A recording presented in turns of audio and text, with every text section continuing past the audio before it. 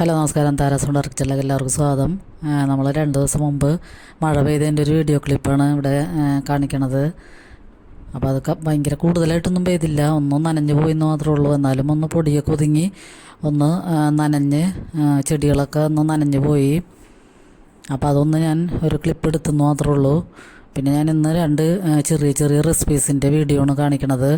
നമ്മൾ രാവിലെ ബ്രേക്ക്ഫാസ്റ്റിന് ഒരു കറിയും പിന്നെ ഒരു വെണ്ടയ്ക്ക ചെമ്മീൻ പൊരിയും കൂടിയാണ് ഞാൻ കാണിക്കുന്നത്. അപ്പോൾ നമുക്ക് ബ്രേക്ക്ഫാസ്റ്റിന് പെട്ടെന്ന് ഉണ്ടാക്കാൻ പറ്റിയ നല്ല കറിയാണ്. ഞാൻ ഇതിക്ക് മുമ്പ് ആ കറിയുടെ റെസിപ്പി ഇട്ടിട്ടുണ്ട്. ഉരുളക്കിഴങ്ങും ക്യാരറ്റൊക്കെ വെച്ചിട്ട് പെട്ടെന്ന് ഉണ്ടാക്കാൻ പറ്റും.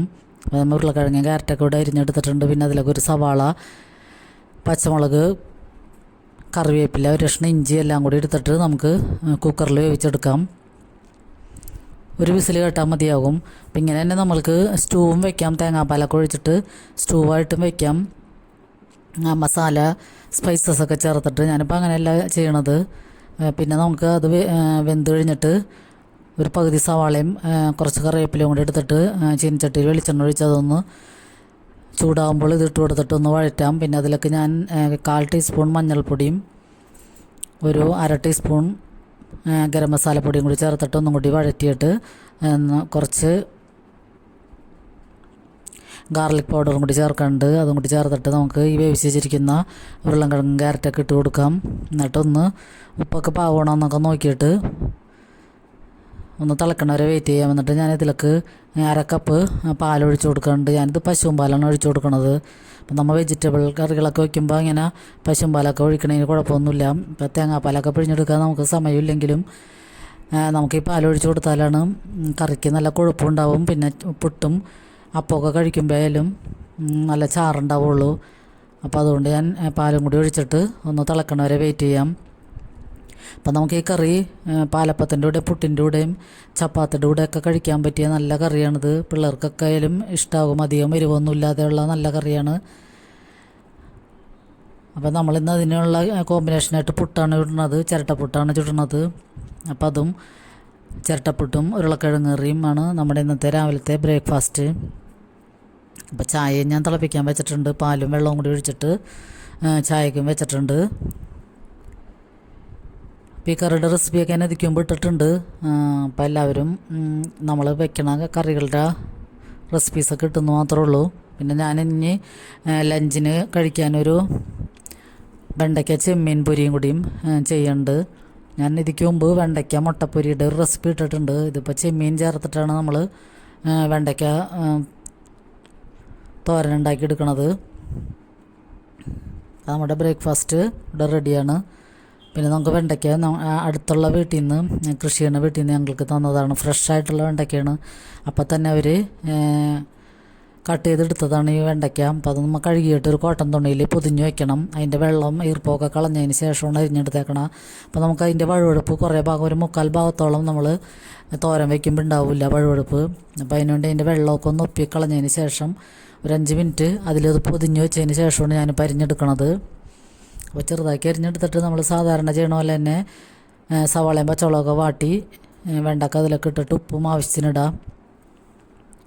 അപ്പോൾ വെണ്ടയ്ക്കൊന്ന് വെന്ത് വരുമ്പോഴേക്കും നമുക്ക് ചെമ്മീൻ ഞാൻ വേവിച്ച് മാറ്റി വെച്ചിട്ടുണ്ട്. അപ്പോൾ അതിൽ കുറച്ച് ഭാഗം എടുത്ത് നമുക്ക് ഇതിലൊക്കെ ഇട്ട് കൊടുക്കാം. പിന്നെ അതിലൊക്കെ കുറച്ച് ആവശ്യമുള്ള തേങ്ങയും കൂടി ഇടാം. പിന്നെ ഇതിലൊക്കെ പൊടികളായിട്ട് ഒരു 1/4 ടീസ്പൂൺ മഞ്ഞൾപ്പൊടിയും ഒരു 1/2 ടീസ്പൂൺ മുളക് പൊടിയും പിന്നെ കുറച്ച് ഗാർലിക് പൗഡറും കൂടിയാണ് ഞാൻ ചേർത്ത് കൊടുക്കണം.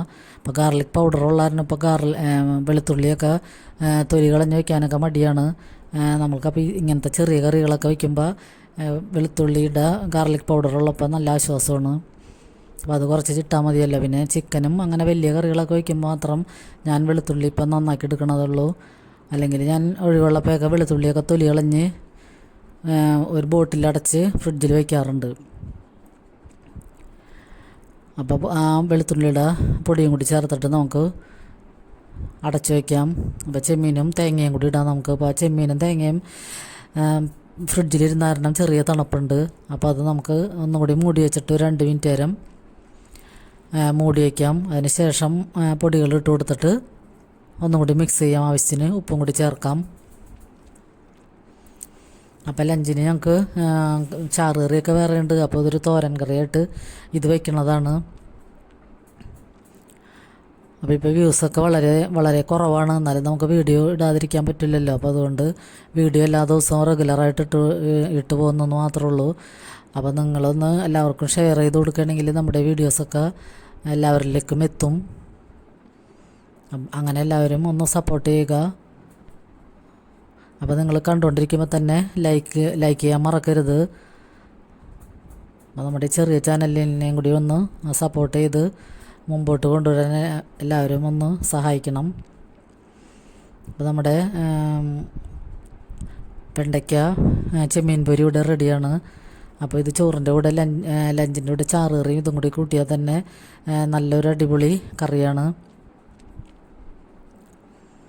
അപ്പോൾ വെണ്ടയ്ക്ക കിട്ടുമ്പോൾ ഇങ്ങനെ ചെമ്മീനൊക്കെ ചേർത്ത് വയ്ക്കുകയാണെങ്കിൽ നല്ല ടേസ്റ്റായിരിക്കും. അപ്പോൾ അത് ട്രൈ ചെയ്യാത്തവരുണ്ടെങ്കിൽ ഒന്ന് ട്രൈ ചെയ്ത് നോക്കുക. അപ്പോൾ നമ്മൾ വെണ്ടയ്ക്ക മുട്ടയിട്ടൊക്കെ എപ്പോഴും വയ്ക്കാറുണ്ട്.